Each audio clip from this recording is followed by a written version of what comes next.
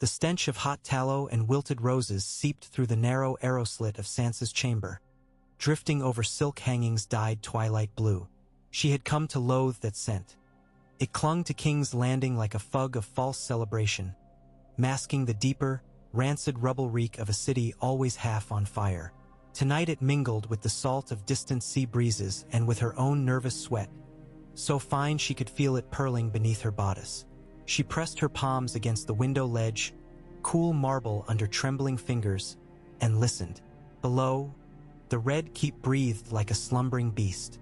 Faraway cymbals chimed from Flea Bottom's taverns, ragged half-notes tumbling across the dark, as if mocking the stately horns that had earlier announced the closing of the gates. She pictured iron portcullises grinding down, jaws locking.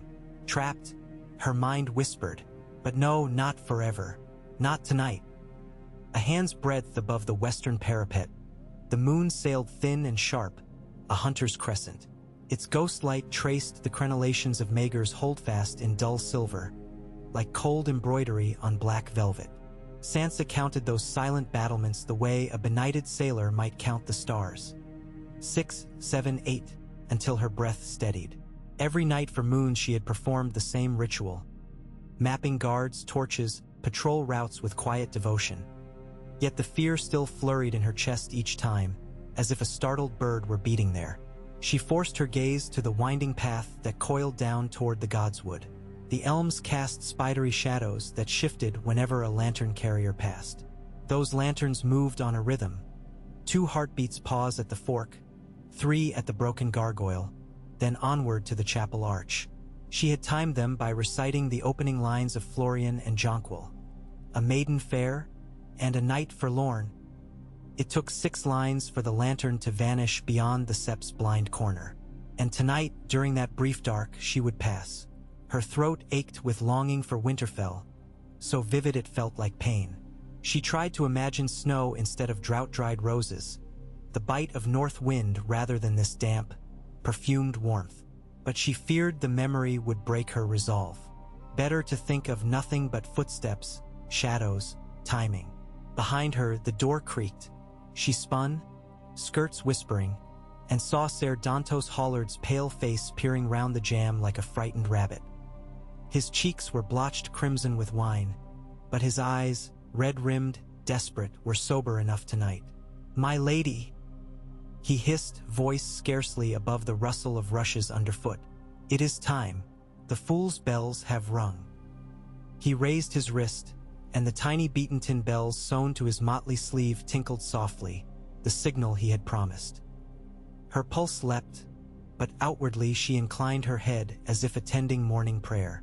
"Show me," she whispered. The word barely formed a breath. Dantos stepped fully inside, closing the door with infinite care. Candlelight from the lone taper on her dresser shivered along his tattered half-cape of purple and murrey. Once he had been a knight. Now his knighthood hung from him like a costume he could never shed. Yet in that costume he had promised her deliverance, sworn by every saint and angel that he would spirit her from the king's claws. For that slender hope she clung to him as a drowning girl to storm-spray driftwood. He crossed to the wardrobe and eased it open. Within the smelling of cedar and lavender bundles, her gowns, silk, samite, Myrish lace, hung mute and opulent. He reached past them to a shadow-colored cloak, rough-spun and hooded. From beneath it he drew soft-soled goat-leather slippers, dyed muddy brown. "Dress quickly," he urged. "The city bells will toll for vespers soon. Joffrey's feast runs late, but even kings tire of poets' flattery. We must be gone before the torches dim and they tally the guests." Her fingers fumbled at pearl buttons. She shrugged free of her sea-green gown, letting it fall in a silken sigh around her feet. Gooseflesh bloomed across her arms, though the night was warm. Dantos turned away gallantly, though modesty was the least of her fears. She donned a homespun kirtle first, itchy, ill-fitting, and belted it with a cord whose tassels had been cut away. Over that came the cloak, smelling faintly of smoke and sheep. When she faced the fool again, he offered a small knife, black-bladed, hilt wrapped in plain cord. "For comfort," he said, eyes earnest as a pleading child's.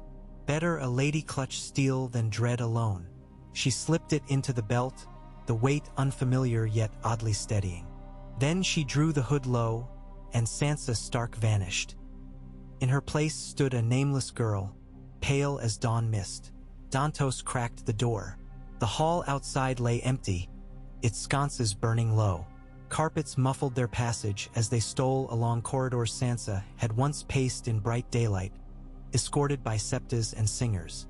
Now each marble bust seemed to stare accusingly from alcoves. Maiden queens with hollow eyes, grim kings brandishing stone swords. She kept her gaze on Dantos's patched heels.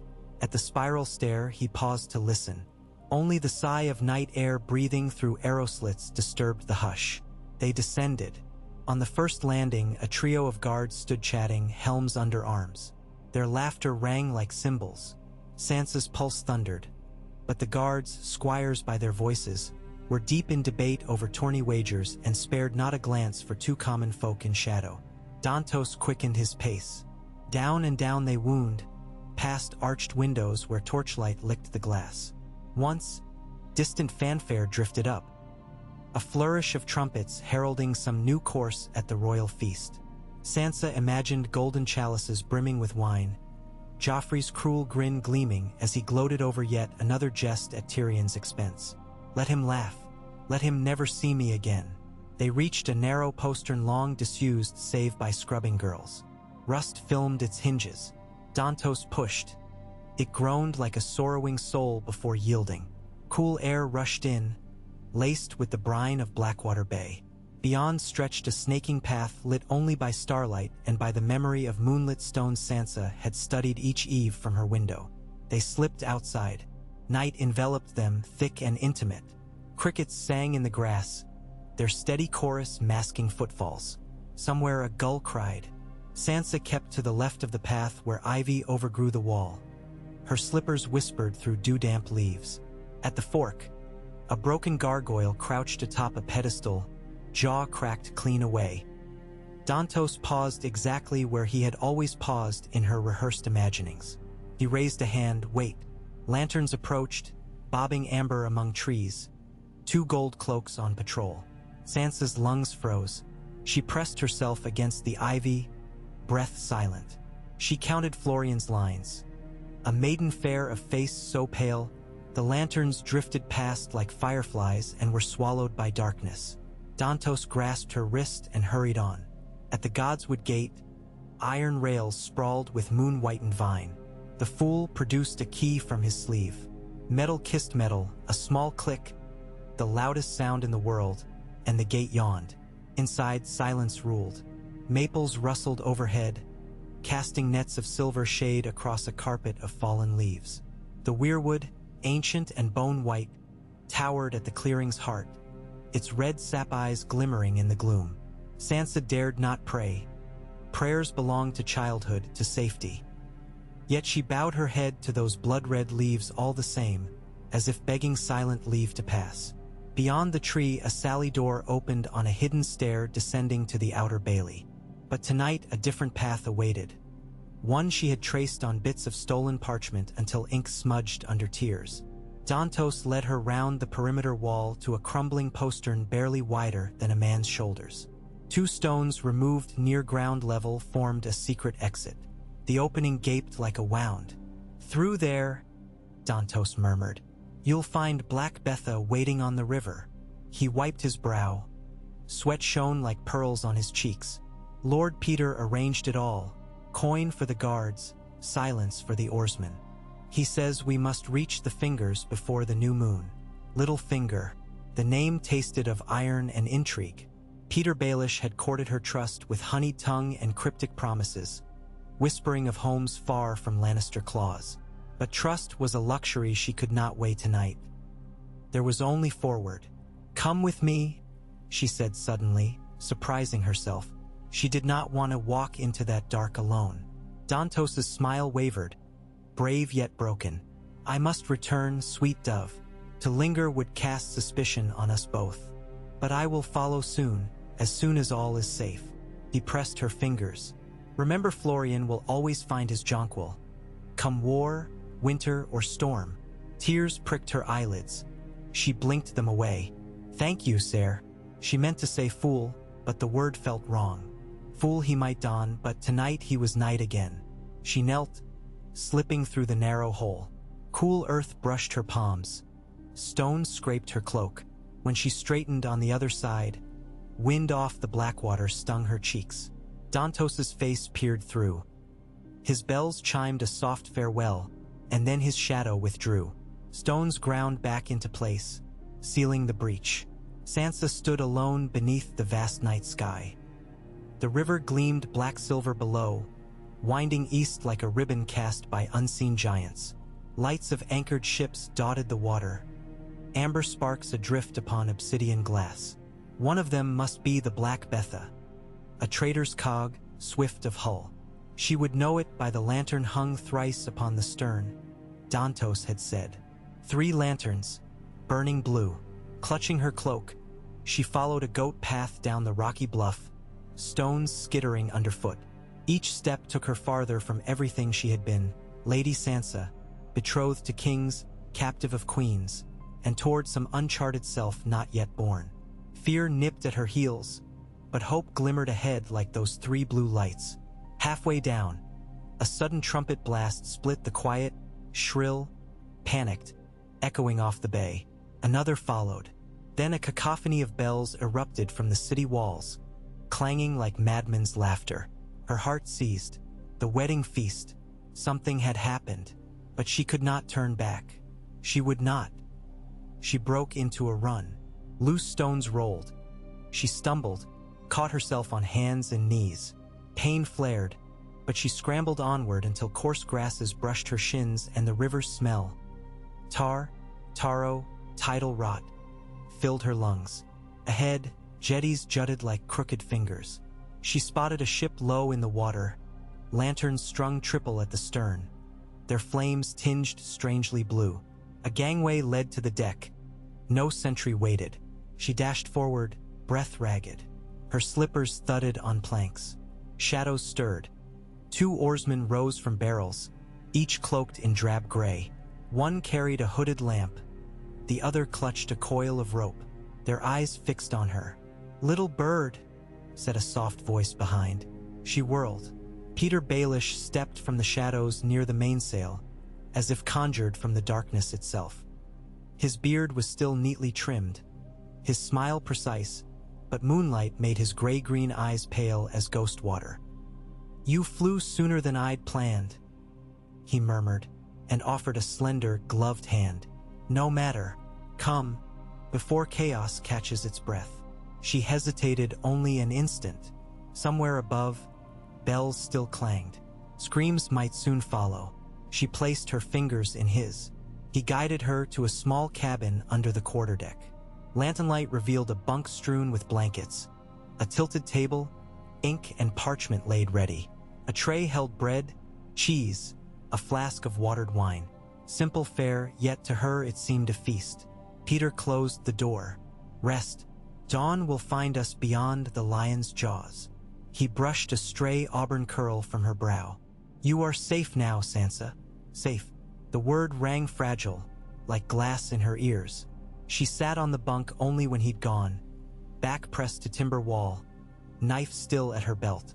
Through a porthole, the city lights shimmered, golden regalia spilling across dark water.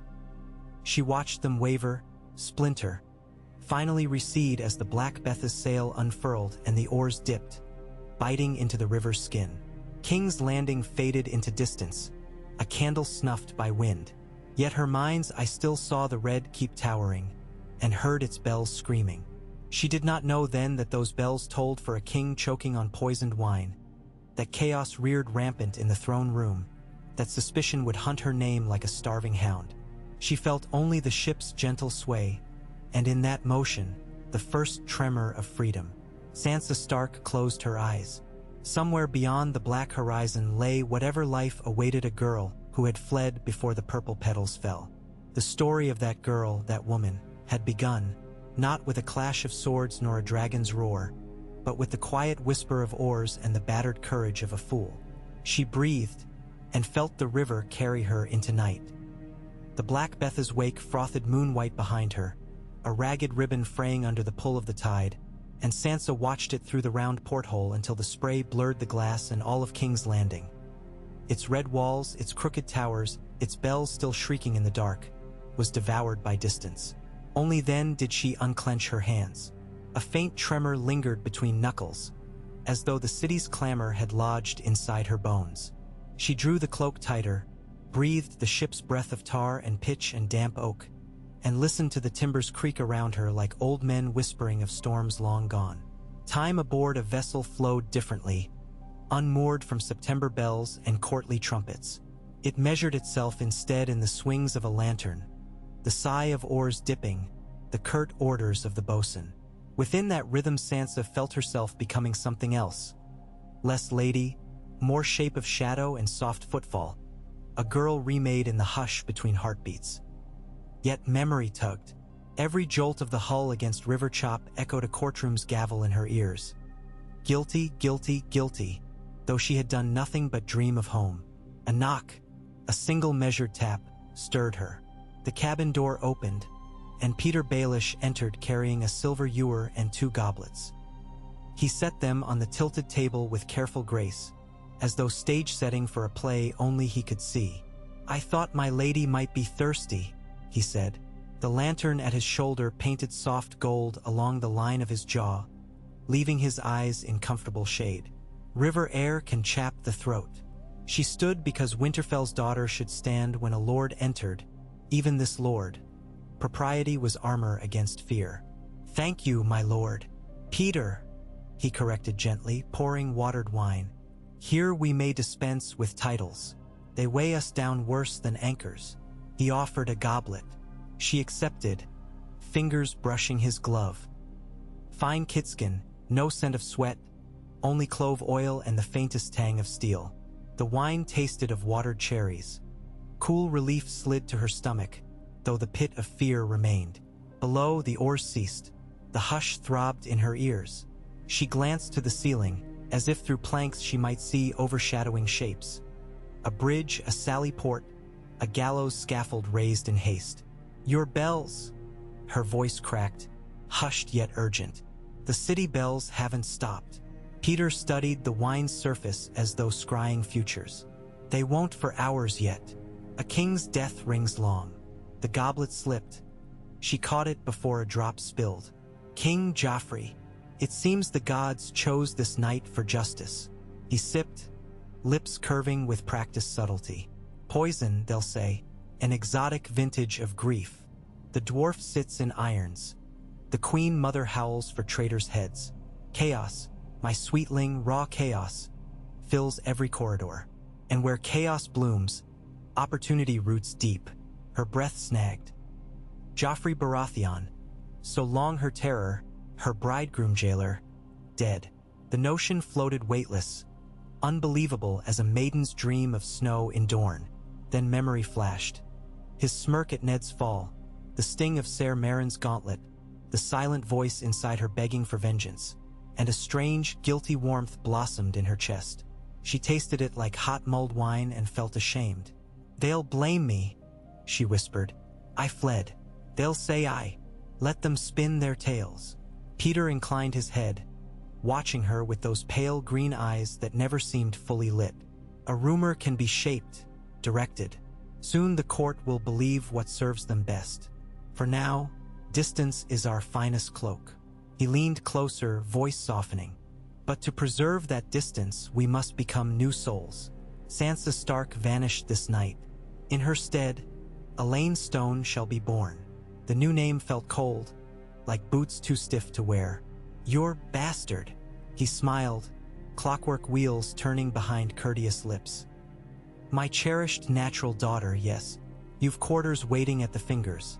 A chamber overlooking the sea, a lady's maid, gowns suited to a modest gentlewoman. Learn them as you would learn steps of a dance. You'll call me father. You'll answer questions about shore winds and cliff goats and the sound of gulls. For Elaine Stone has never roamed further than those gray rocks." Sansa's mind reeled. She had worn 1,000 guises at court. Dutiful niece, mourning daughter, porcelain doll before cruel eyes. but never something so utterly invented. And if I fail? One missaid word. Then we refine the script, my dove. His fingers alighted on her wrist, light as a spider's touch. I am a skilled director. Trust that the stage will hold. Trust. She tasted the word, brittle as dry leaves. But what else remained? Ser Dantos's scattered courage lay astern, swallowed by river fog. Robb was dead, Winterfell burned, Catelyn lost to the Red Wedding's cold river. Littlefinger's hand, cunning though it be, was the only outstretched branch in the whirlpool. She drew a careful breath. Teach me, then, starting now. He produced a small hand mirror from inside his doublet's silver, its handle wrought as twin mermaids coiling into a single tail. He held it to her face. In polished darkness she saw a pale girl cloaked in shadow, auburn hair escaping her hood in errant curls, blue eyes rimmed red from unshed tears. Elaine Stone, Peter murmured, has hair the brown of weathered driftwood, not tully copper. Tomorrow my steward will fetch a pot of dye. Mix ash into the hue, deepen it. He brushed a curl behind her ear, an intimate gesture done with a surgeon's precision. Her eyes are gray as dawn over Breakwater Point. You must learn to lower your lids while speaking. Let lashes blur the blue. Yes, like that. Very good. Her cheeks warmed beneath the scrutiny, yet she obeyed. Submission was safer than defiance. She knew that lesson by heart. In speech, he continued, soften the vowels. Northern lilt betrays blood nobler than bastardy. Think of ripples sliding over pebbles. Gentle, unassuming, yet never uncertain. He demonstrated, voice shifting to imitate a coastal maid's murmured courtesy. Sansa tried, stumbling over a phrase. Peter corrected her patiently, humor glinting. They practiced until her tongue lost the round warmth of Winterfell and found a thinner, salt-kissed cadence. Each success felt like chipping away at ice around a trapped bird. Terrible, necessary. Lanterns swayed. Footsteps on deck signaled sailors changing or watch. Peter straightened. Rest now, Elaine. Morning tide will carry us clear of the Blackwater's mouth and into open sea. Longer lessons await. Remember, fear is loud. We must be quiet. He left. The cabin door latched. Sansa stared at her reflection until the glass misted with her breath, blurring the blue to gray. The Black Betha met dawn just past Massey's Hook, sails bellied by a brisk southeast wind tinged with brine. Sansa's first sight of the narrow sea came as a sweep of pewter under a sky laced pink. Gulls wheeled overhead, their call raw and bright. On deck sailors moved like clock weights, hauling lines, trimming canvas. The captain, Randa Pike, stocky woman with silver hoops in each ear, strode the quarterdeck shouting orders in a voice husky from pipe smoke. None spared more than a glance for the cloaked passenger. Coin enough can cloak anything. Peter emerged in a gray wool doublet suitable for a lesser lord's retainer. He brought her apples cut thin as coins, a heel of brown bread, a strip of hard cheese that smelled of goat. They ate at the lee rail while wind worried at their cloaks. Lesson the second, he said between bites. Observation. A lady survives court by seeing truths hidden under silk. Sansa thought of Queen Marjorie's gentle hands masking Tyrell ambition, of Cersei's syrup-sweet smiles gilding poison. She nodded. Very good. Now watch. He gestured discreetly toward the bosun, a wiry man with 3 brass rings in his nose. What ails him? She studied. The bosun favored his left leg, thigh stiff. His eyes flashed irritation whenever the wind backed the mainsail unexpectedly. He fears this weather may turn, she guessed. Storm swell could strain the mast where it was repaired. Peter's smile creased, sharp as a raven's beak. Indeed, the mast bears a scar. Notice the faint darker seam? A hidden weakness. Apply such insight to men as well as timber, and you will ever stand one step ahead. She chewed bread thoughtfully. My father saw truths in men, she whispered, but he trusted that truth would prevail. It killed him. Because he mistook justice for power, Peter answered softly. Mercy and honor are swords with no hilts. They cut those who wield them. Best learn to hold such blades by the back. He dabbed crumbs from his gloves. That lesson cost Eddard Stark his life. Do not let it cost you yours. Wind keened through rigging, singing thin as needles. As day lengthened, the sea grew restless. Cloud shadows raced the waves. By afternoon, a seam of pewter sky split open, letting spill a curtain of slanting rain. The Black Betha pitched and rolled. Barrels clanked, ropes shrieked. Sansa's stomach rebelled at each lurch. She clung to a mast step, gulping cool spray, determined not to disgrace herself before sailors who laughed freely at green landsmen. When her knees threatened collapse, a weather-leathered deckhand pressed a stone cup of ginger water into her hands. "Sip slow, birdie. Fight the black bile," he said kindly before shuffling off. Kindness amid strangers felt like soft cloth against a bruise. She sipped, and warmth blossomed. Twilight descended heavy with thunder. Lightning flared, quicksilver veining the clouds. Thunder boomed like war drums. Captain Randa shouted to haul the topsails, her voice lost in the roar. Peter guided Sansa below before wind could snatch her cloak. In the companionway they passed sailors sopping wet, faces striped with rain and fear. One toted a hammer and wedges. Another clutched a length of chain and nails. The battered vessel trembled as though giants shook it by the keel. In her cabin, water seeped between planks. Lanterns swung frantic, sparking shadows. Peter secured the latch, then braced a shoulder to the wall as the ship heaved.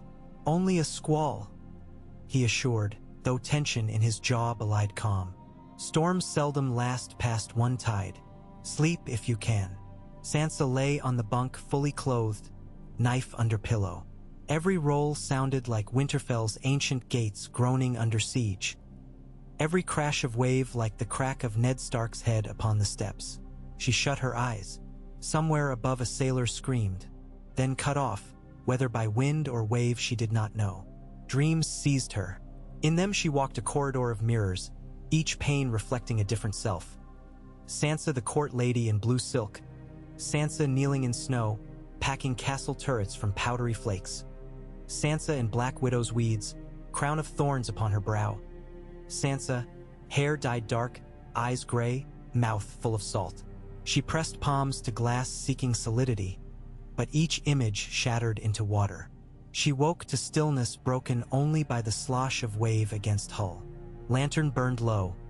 Dawn leaked pallid through the porthole, revealing a calm sea bruised deep indigo. The storm had passed, leaving behind a hush like the aftermath of battle. Peter knocked and entered, hair tousled but clothes immaculate. "We made good speed," he said. "The rain drove us north faster than any fair wind. Come. The captain expects us for breakfast." Pause. "Your hair dye is prepared." The small clay pot smelled of walnut husk and soot. Sansa sat before a tin basin while a maid, Captain Randa's niece, worked the dye through each strand. The dark seeped like spilled ink, swallowing copper until a stranger stared back from the water's mirror. Gray contact lenses might have done for her eyes, but lacking such maester's glass, she must rely on posture, voice, and constant caution. When the maid finished, Peter produced shears. A trim. Elaine's hair seldom sees a lady's comb. The snick of blades near her ears felt like silent screams. Yet she endured. Locks fell to the floor, each a piece of childhood severed. At last a rough, shoulder-grazing cut framed her face. The maid plaited it plain. Sansa touched the new length, mourning quietly. "Lady Catelyn once braided my hair for a harvest feast," she murmured. Peter's reflection in the basin flickered. "Hold that memory close as you do your name. But do not let grief tangle your tongue." 2 days blurred under steady wind. The Black Betha hugged the coast, passing driftmarks, pale beaches, and the high towers of Dragonstone sheathed in cloud. Smoke curled sluggish from the stone drum's vents, as though the dormant castle still nursed embers of a dead king's war. Sansa watched from afar, recalling tales of dragons hatched in balefire and princesses cloaked in wings. She wondered if magic still slept beneath that volcanic rock, waiting for breath to waken it as she had been wakened. On the third night, they anchored off Crackclaw Point to take on fresh water. Peter remained aboard, Sansa stayed below. Through a slitted shutter, she glimpsed sailors rowing to shore, torches bobbing amid black pines. Wolves howled from unseen cliffs, low, mournful. The sound tightened her chest, but she dared not weep. When dawn broke, they found a rider waiting on the beach, a courier in Tyrell green, horse-lathered. He came aboard bearing a sealed parchment. Peter slit the wax privately in his cabin. A moment later, Sansa heard laughter, soft, satisfied. She stood outside the door until he called. He handed her the letter. "News travels swifter than ships," he said.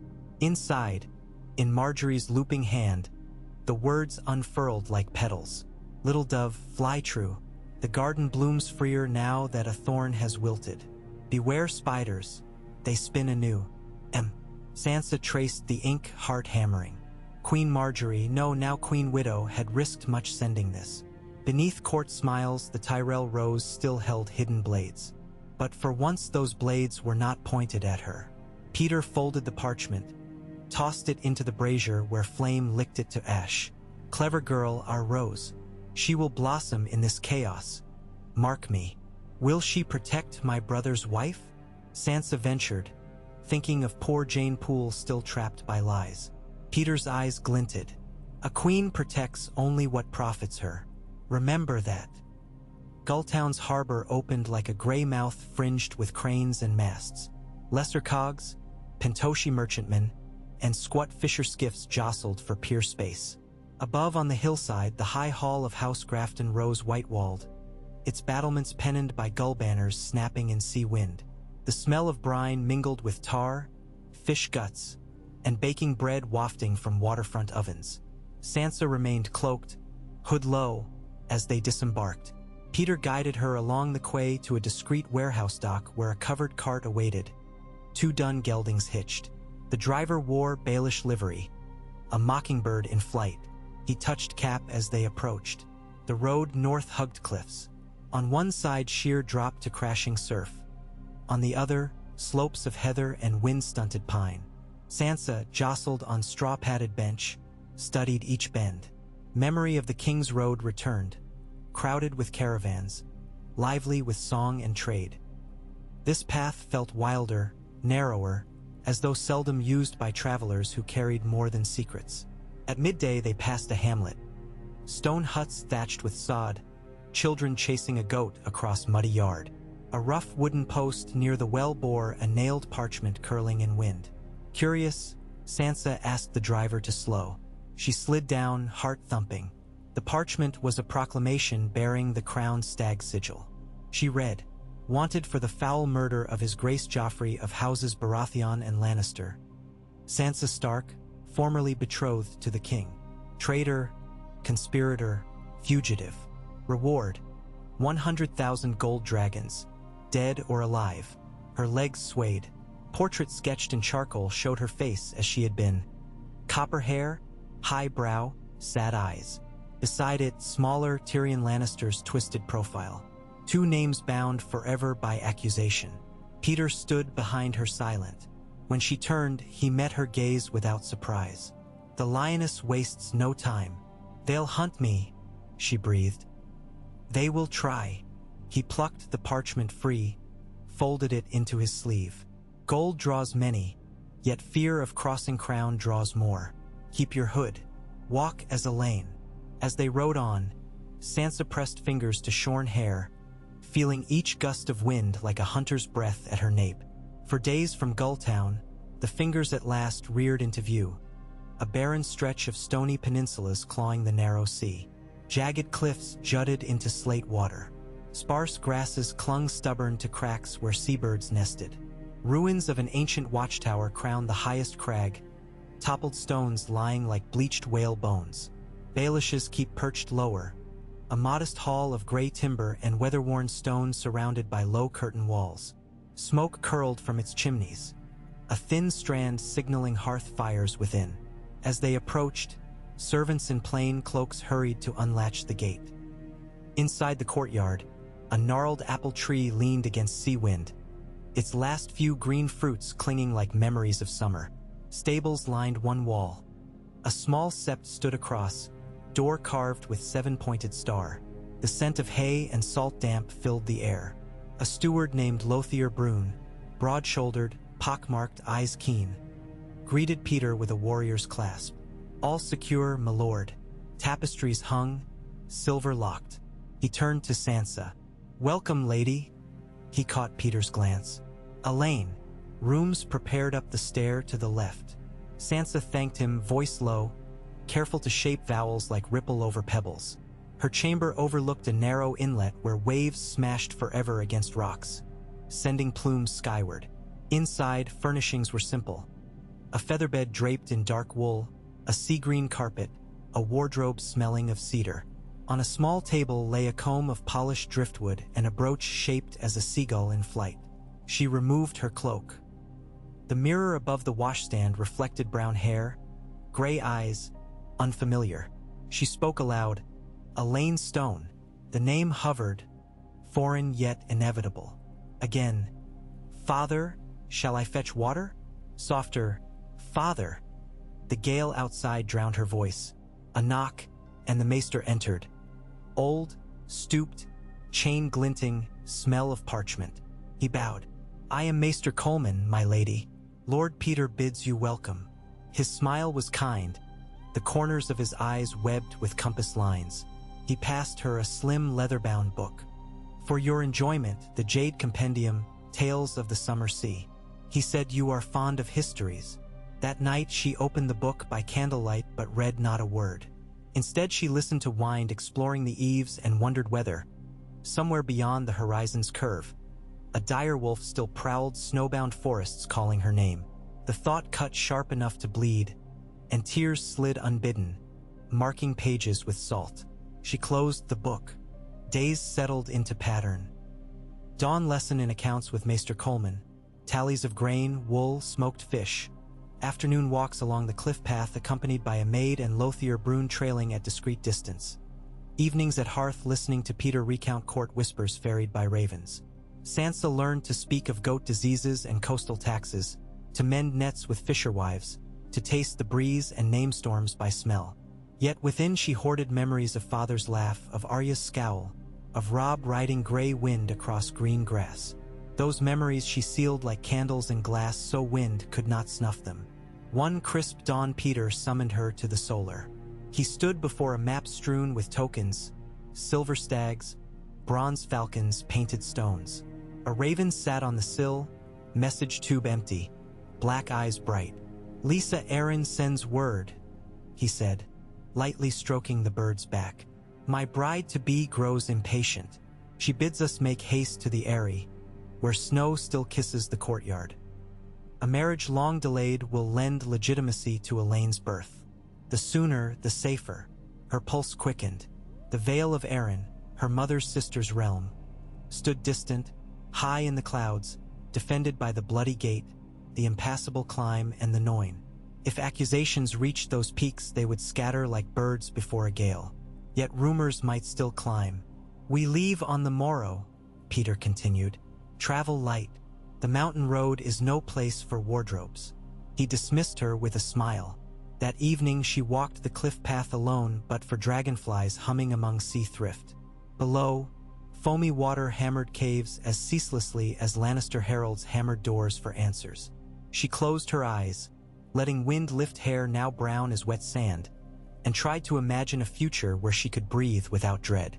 But futures were stories yet unwritten, safer to dwell on the next page than the final chapter. When she returned, Peter awaited in the hall, hooded. Come, he said, voice hushed. There is something I would show you.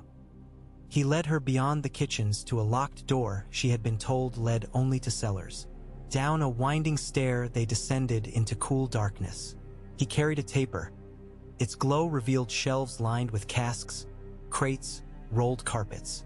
At the far wall a stone slab jutted, engraved with runes so weathered they might have been scratches. Peter pressed his hand to a knot in the runes. A mechanism clicked. The slab swung outward on hidden pins, exposing a narrow tunnel veering into cliff. A secret way should any unfriendly banner appear offshore, he explained. Old as the first men, perhaps. It empties into a sea cave large enough for a fisher boat. He looked at her with solemn gravity.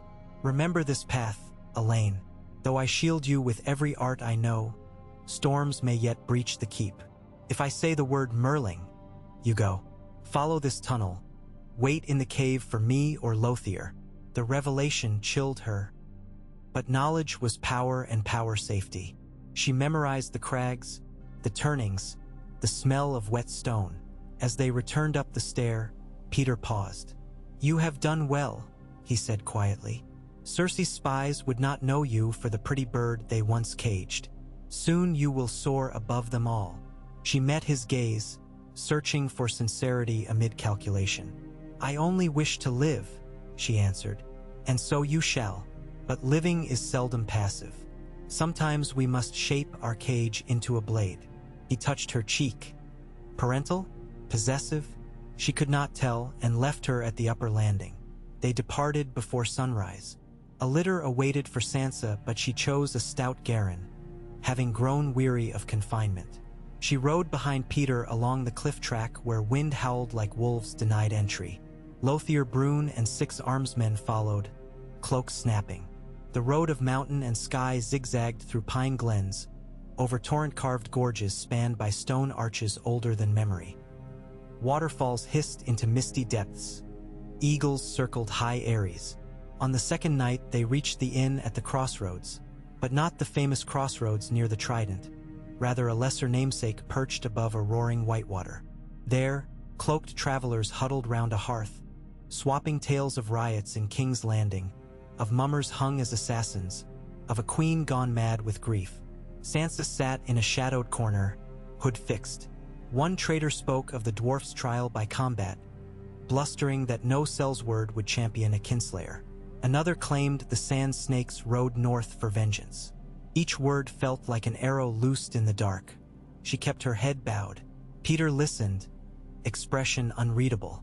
When they retired, he told her, "Soon the realm will choke on suspicion. Better for us to climb above the clouds where rumors lose breath." The climb began at dawn. Hoofbeats echoed off canyon walls. Frost silvered the pines. The bloody gate loomed midday, a narrow pass barred by towers straddling sheer cliffs.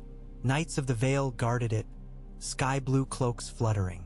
They questioned Peter, but at sight of Lysa's wax seal admitted him with courtesy.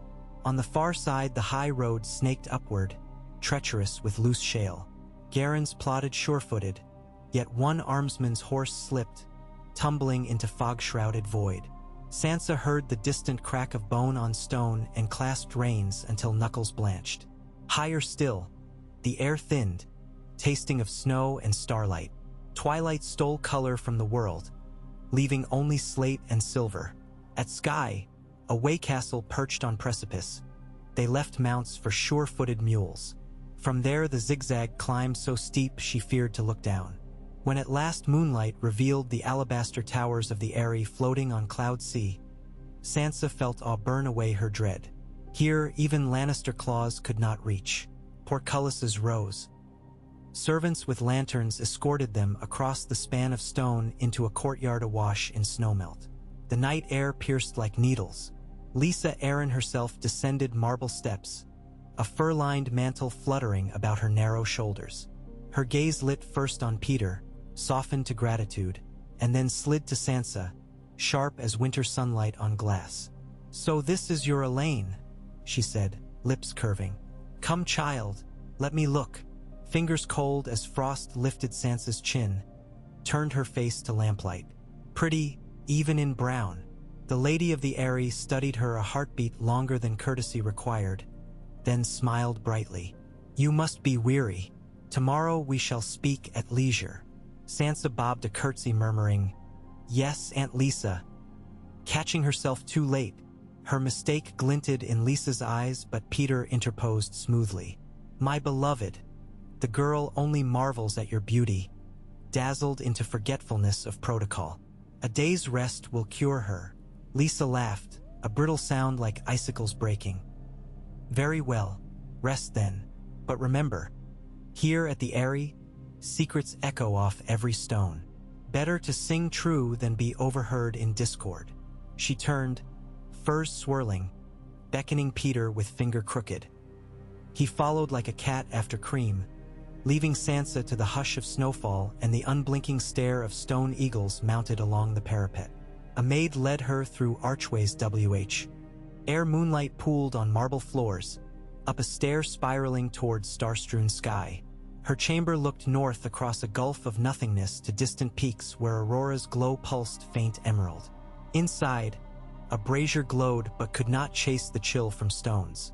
Sansa shed cloak, boots, sat on the windowsill despite cold.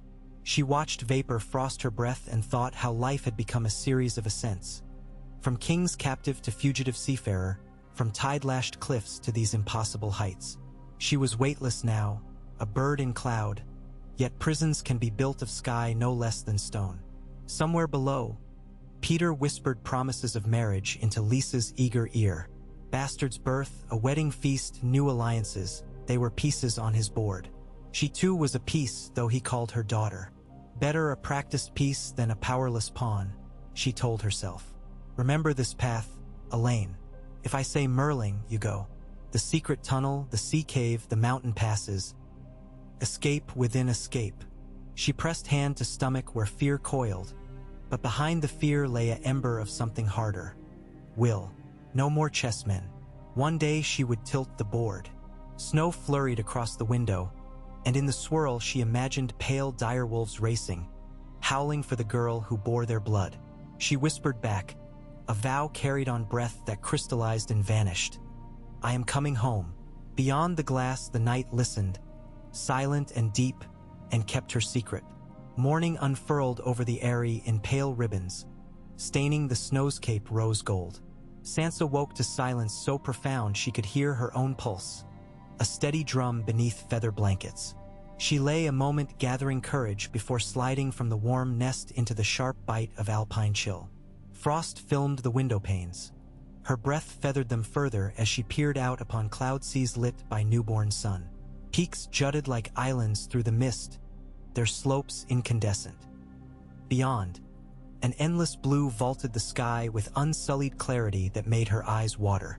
She dressed quickly in wool shift, gray kirtle, a simple bodice stitched with dove-gray thread, clothes befitting Elaine Stone, not Sansa Stark. The mirror showed her face thin and solemn, brown hair braided tight against the cold.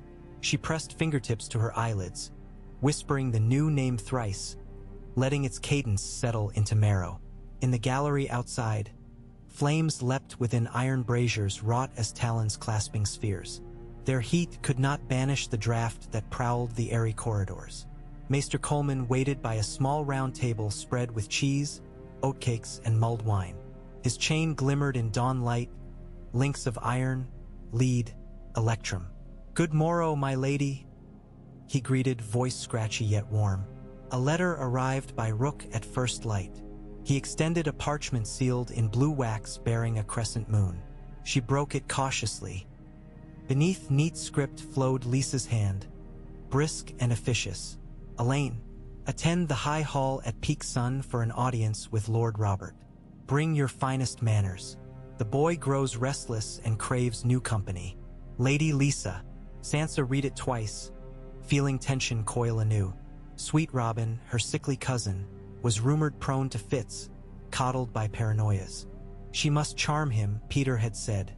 Win the boy's trust, and his mother's favor followed. Yet what child would welcome a stranger thrust into his cloud nest? She thanked the maester, ate sparingly, then followed a spiral stair corkscrewing up to an open colonnade. Here banners of House Arryn snapped, azure falcon on field of creamy white, the sound like hawk wings beating. Far below the sky dropped away into fathomless blue. She fought the instinct to cling to stone. Voices carried on the wind, a woman's sharp cadence, Peter's soft reply. She found them in a sunlit cloister. Lisa cloaked in dove-gray fur, Peter at her side. Snow sifted through arches, pearling her hair. They spoke low but fierce. "Lord husband," Lisa hissed. "You swore she would not call me aunt before servants." "My sweet," Peter soothed. It was a slip wrought by fatigue. She will do better. Sansa would have withdrawn, but Lisa caught her movement. Elaine, there you are. Her smile spread, all brittle porcelain. Have you practiced curtsying for my son? Yes, my lady. Sansa dipped instantly, perfect measure. Good. The little lord's health is delicate. Excite him gently. Read him heroic tales, nothing bloody.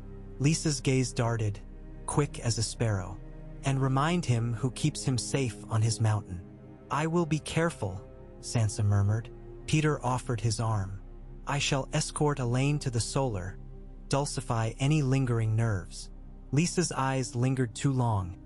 Jealousy flickered behind them. Do not over-dulcify. She is a ward, not a wardress. She swept off, cloak trailing. Sansa followed Peter toward the solar. She fears me, she said under breath. She fears shadows. His tone carried faint amusement. Lisa was ever a woman nursing cupboard monsters. You are merely a new shape in the dark. Their path led past the rookery where white birds balanced on lattice perches, cooing softly. One rook hopped along the sill, tilting its head. Sansa almost reached to stroke its feathers. Freedom rang in that fractal flake of living white, but the bird fluttered off. The high hall vaulted like a cathedral carved from moonstone, its floor an intricate mosaic of sky-blue tiles depicting falcons in flight. Tapered windows admitted harsh daylight, setting the pale walls aglow. An arm-thick chain of black iron lay coiled about a drum winch near the dais, the mechanism for the famous moon door, that lethal iris opening onto a plunge of uncounted feet. It slumbered now beneath a rug, but the threat of its gape haunted the chamber. On a cushioned chair atop the dais sat Lord Robert Arryn, small for his 8 years, willow-thin, clad in velvet robe the color of morning frost. His hair fell lank about pinched features. Great blue eyes darted with restless wariness. 2 maids hovered, one bearing a handkerchief embroidered with stars, the other a pewter cup of sweetened milk. Peter ascended first, bowing low. My lord, I present Elaine Stone, your new companion. Sansa stepped forward, heart thumping, and swept a deep curtsy. When she rose, sweet Robin studied her with the frightened boldness of a nesting bird glimpsing sky. Are you Lord Baelish's daughter truly? He asked, voice soft as falling snow. Yes, my lord.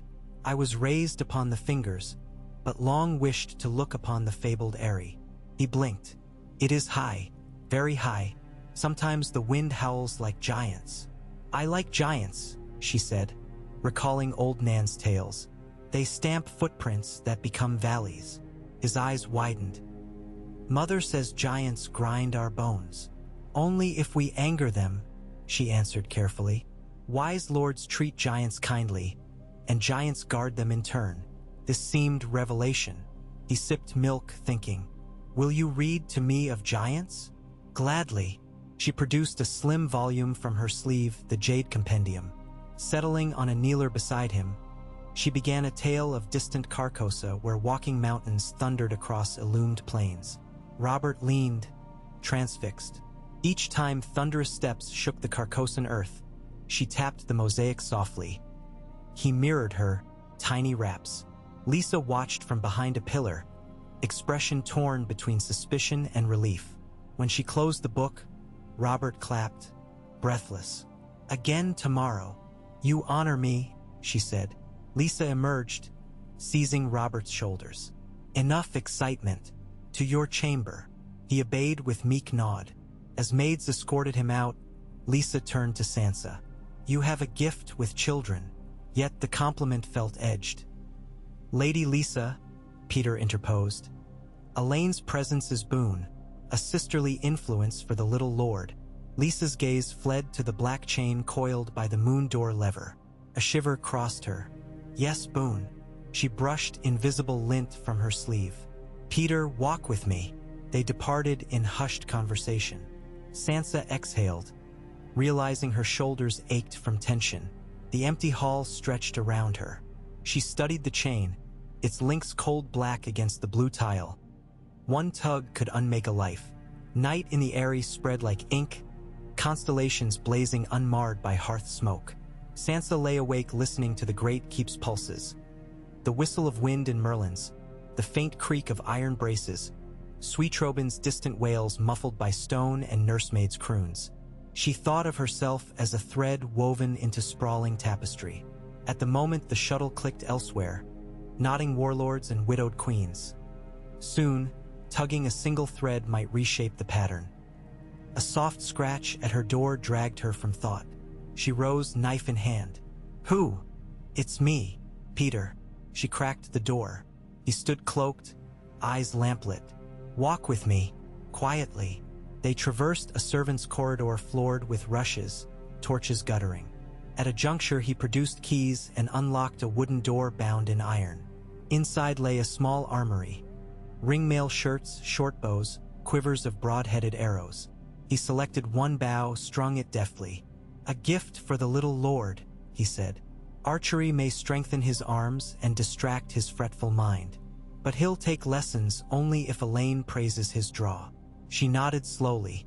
"You think indulgence will win loyalty? Children traded sweets for crowns before you or I first blinked." He handed her a quiver. "Tomorrow you'll accompany him to the garden parapet. Show him proper stance, correct gently.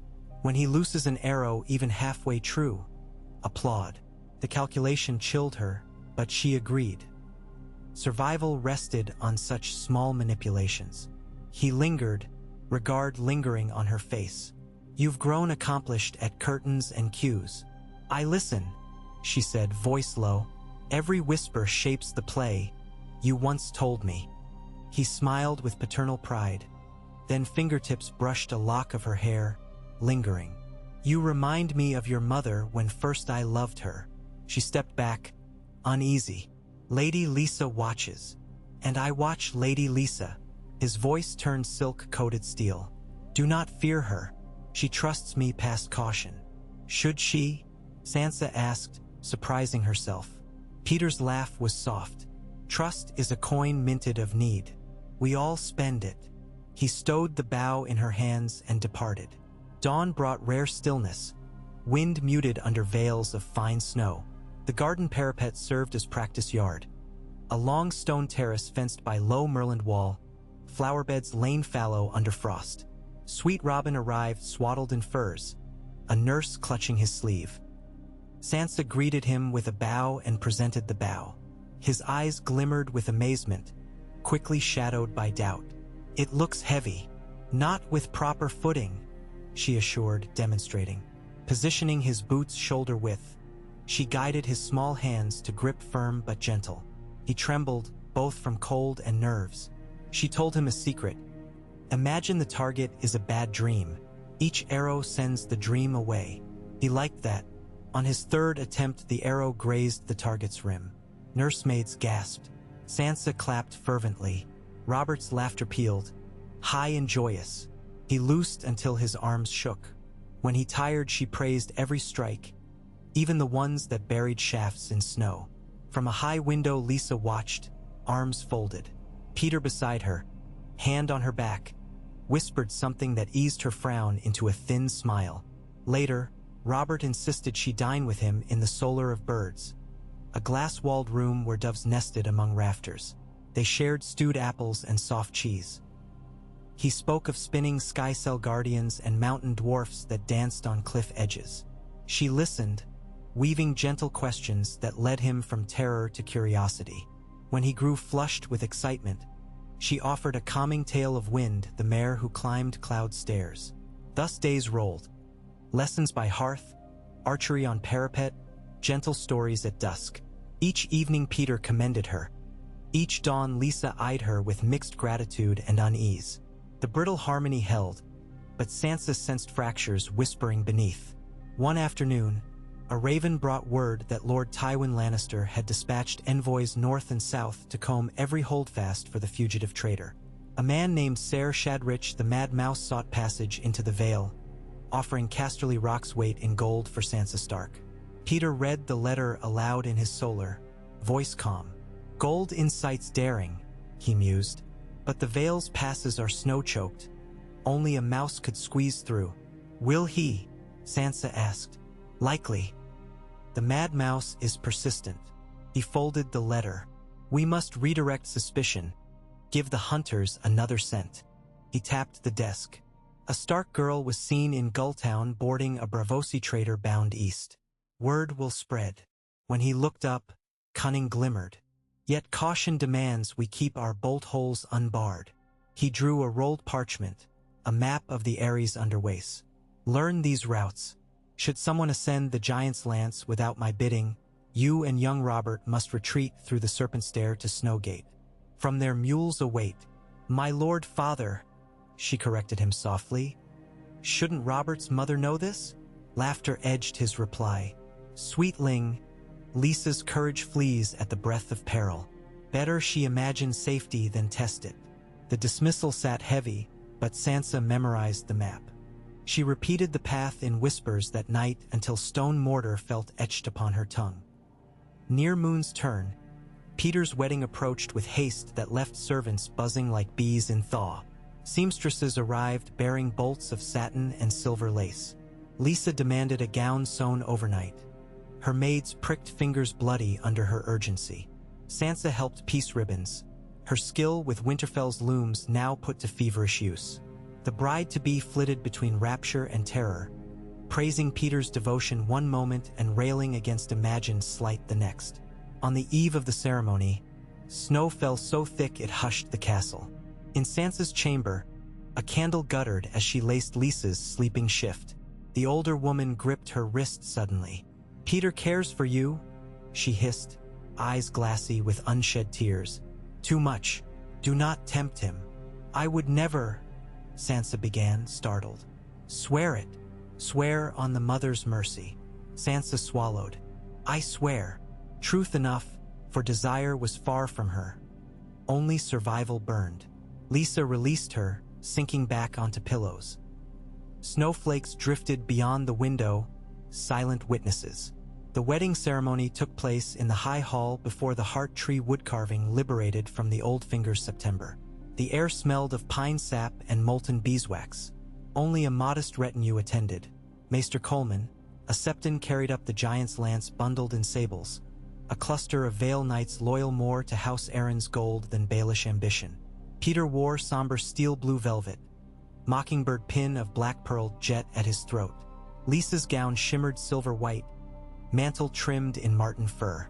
She looked ethereal, though nerves twitched at her temples.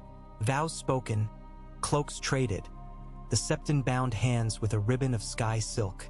Tears glistened down Lisa's cheeks. Peter kissed them away with rehearsed tenderness. The small gathering applauded, Robert loudest, clapping until cough seized him. At the feast, honeyed pigeons and roasted hare steamed upon platters. Minstrels plucked gentle notes. But tension coiled beneath each toast. Servants whispered of the moon door's hinges freshly oiled. Sansa sat beside Robert, coaxing him to nibble bread.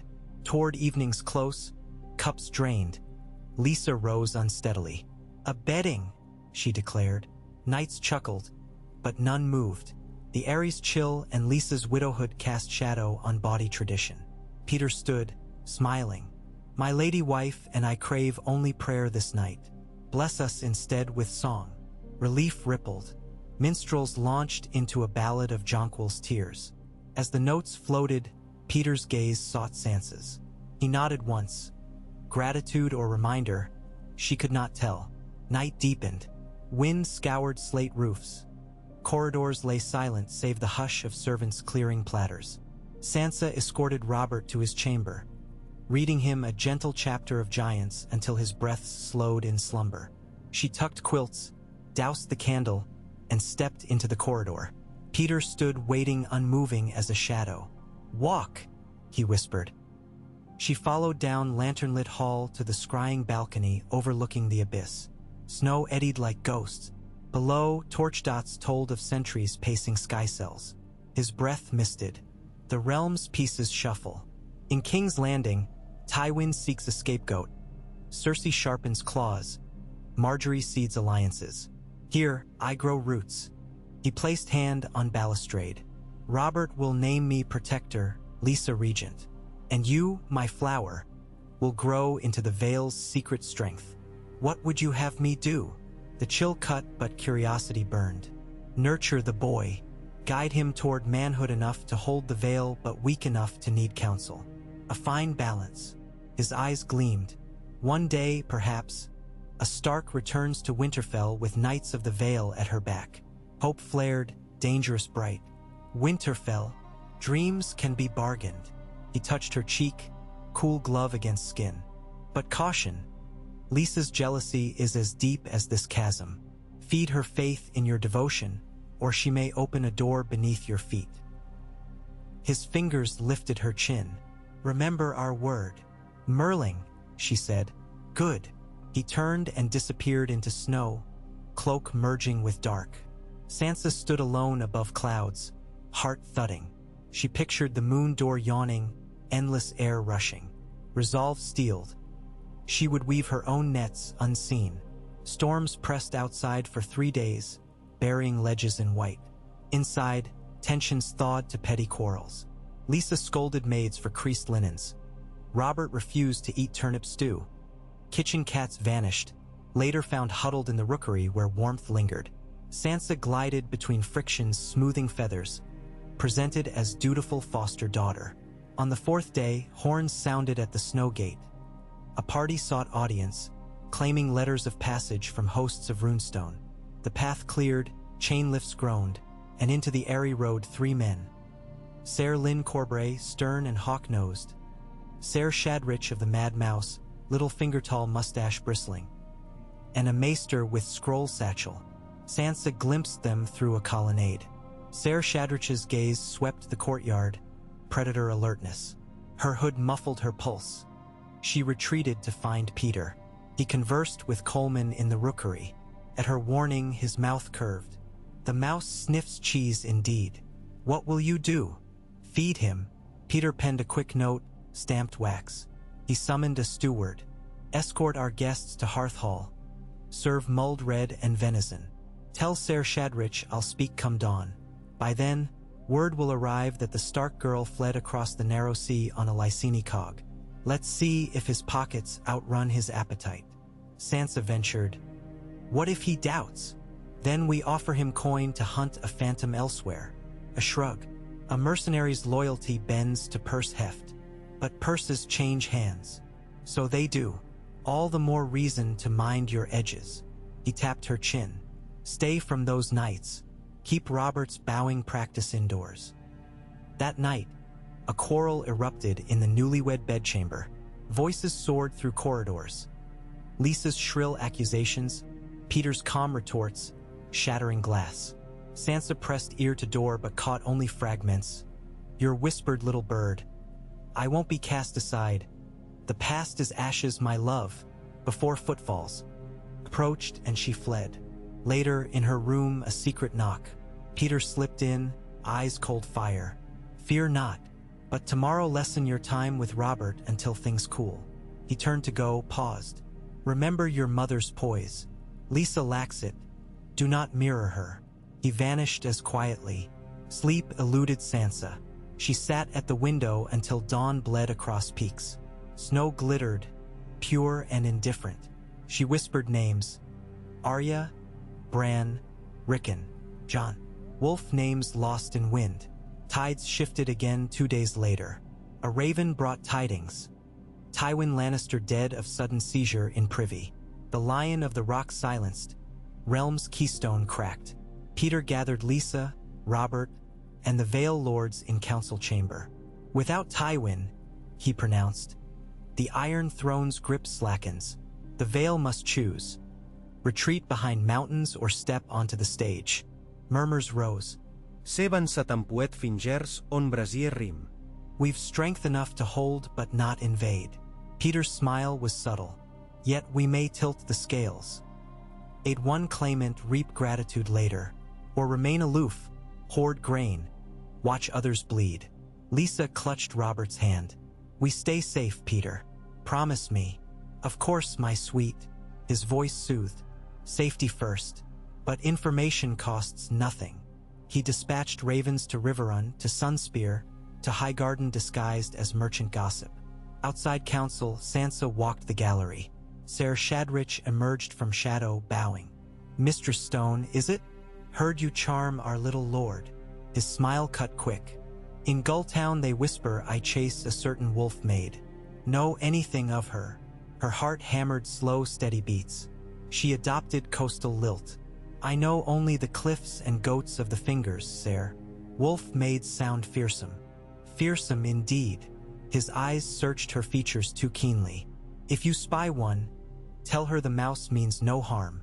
A bounty's a bounty, a life's as good as dead. He winked, strolled away whistling. She hurried to the secret tunnel entrance, ensuring gate secure. Later she found Lothier Brune and recounted the encounter. Brune's hand flexed on pommel. Mad Mouse sniffs too close. Might clip his tail. No, she insisted. Violence would spark inquiry. Better he leave convinced. Brune grunted. A sharper girl than I'd guessed. Respect tempered his tone. Spring's first thaw seeped into stone. Meltwater dripped from ice-fanged eaves, singing tiny songs. Gardens woke beneath snow blankets. Robert's archery improved. His arrows now thudded center of straw man thrice in 10. Sansa rewarded each progress with stories of valley tournaments where knights wore wings and sailed on wind. The boys' laughter coaxed faint smiles even from Doursair Brynden Waynwood, captain of guards. Lisa alternated gifts. Sugared olives, miniver slippers, and warnings. Mind your tongue around Peter. Sansa nodded, placating. She spun a careful dance between mother's jealousy and foster son's dependence. One dusk, strolling parapet, she found Peter brooding over horizon. The lion is dead. The rose holds a withering crown. Storm's end mutters anew, he murmured. Soon the Eyrie must descend. Talons ready. She asked, what of Winterfell? Still a burnt shell held by turncloaks, though Bolton now wears Stark's mantle in the north. His gaze flicked to her. Yet lords remember the dire wolf. If a Stark rose from ashes backed by Vale spears, winter might howl again. Hope glistened, treacherous sweet. Would the Vale ride for me? For its lord under my counsel. Robert adores you. He placed a roll of parchment in her hand. This is a list of northern houses kept in check by fear alone. Learn their sigils, how many swords they can muster, grudges they nurse. She traced inked glyphs.